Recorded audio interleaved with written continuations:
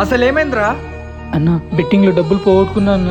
Friend ఇంటికి వస్తానంటే ఏం చేయాలో తెలియక ఇంట్లో ఉన్న డబ్బులు తీసుకెళ్ళి వానికి ఇచ్చేసానన్న.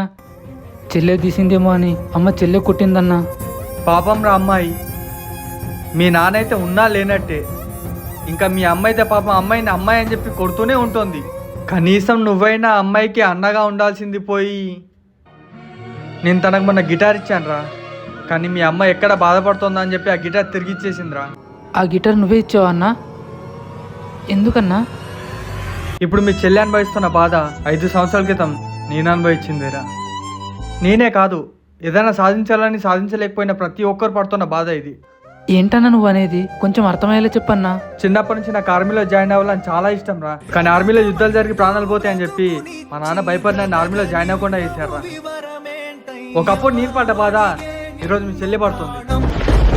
కనీసం నేను సాధించలేని అని సార్ మీ చెల్లి సాధించాలని చెప్పి ఆ గిటార్ నేనే పంపించాను రా, కానీ అది మళ్ళీ తిరిగి నా దగ్గరికే వచ్చింది. ఒక అన్నయ్యగా మీ చెల్లెకి హెల్ప్ చేయకపోయినా పర్లేదురా, కానీ తన బాధకు మాత్రం నువ్వు కారణం కాకు, సరేనా?